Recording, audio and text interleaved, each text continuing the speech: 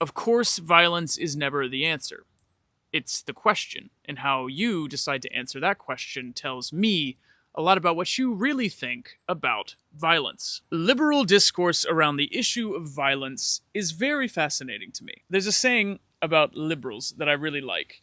Liberals are for every social justice cause except the current one, and against every war except the current one. And it speaks to the way that liberals like to sanitize the past, especially when it comes to figures like Martin Luther King Jr. or perhaps Nelson Mandela, both of whom are often invoked in liberal circles and held up as examples of the effectiveness of nonviolence. And rightly so, these men made a strategic choice to pursue nonviolence as a tactic, not as a goal or an ideal in and of itself. While nonviolence might be personally admirable, it's only politically admirable if it works. And if it's working for you, that's great, but maybe you should ask the Lebanese and the Palestinians about whether or not it's been working for them. When people like the Lebanese and the Palestinians choose to use the tactic of violence rather than the tactic of nonviolence, liberals immediately clutch their pearls and ask a theoretical question. Where is the Palestinian Mandela? Where is the Lebanese Martin Luther King Jr.? Or perhaps where is the Kurdish Gandhi? The answer is that they're probably lying under the rubble in Gaza, or rotting away in a federal penitentiary or an Israeli concentration camp. You see, the world's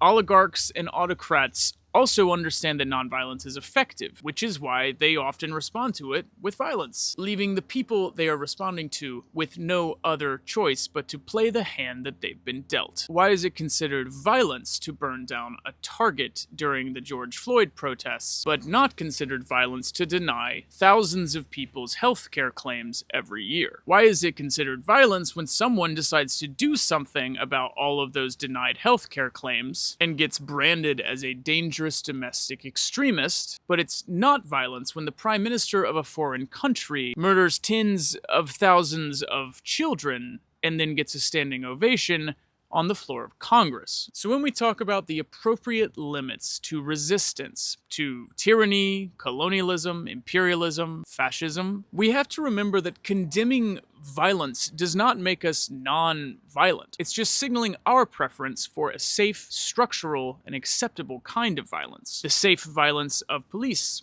and armies and security personnel. The violence of an extractive economic system that is threatening not only mankind, but all life on Earth. If we come into that conversation with more answers than questions, then it often indicates that we're less interested in whether or not violence is good or bad, and more interested in who gets to wield it.